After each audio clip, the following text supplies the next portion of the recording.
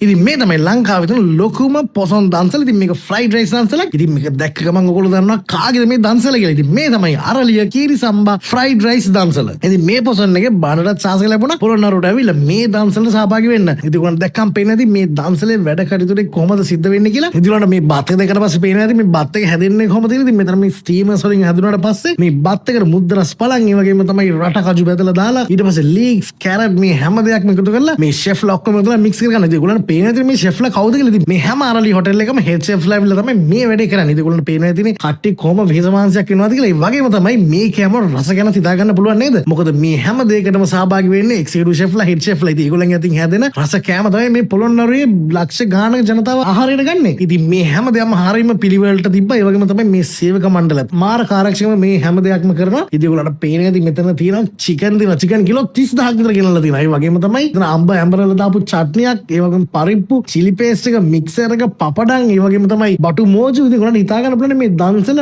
මාරම reach දන්සල. ඉතින් දන්සල දැක්කම පස්සේ පේනවා මේක නිකන් වෙඩින් එකකට ගියා වගේ. ඒ වගේම තමයි රසත් නියමයි. ඉතින් ඔයගොල්ලන් මේ පාර බැරි වෙන්නේ නැති. ඊළඟ ඊළඟ පාර අමතක කරන්නේ නැතුව පොසොන් එකට එන්න ඕනේ. කොහෙද දන්නවද? පොළොන්නරුවේ අරලිය කීරිසම්බා ෆ්‍රයිඩ් රයිස් දන්සල. අනිවාර්යෙන් පොළොන්නරුවට ඇවිල්ලා වැඳ පුදාගෙන මේ දන්සලත් වැඳගෙන යන්න පුළුවන්. එහෙනම් ජයවා ෆුල් වීඩියෝ එනවා. අනිවාර්යෙන් බලන්න ලෑස්තිලා ඉන්න.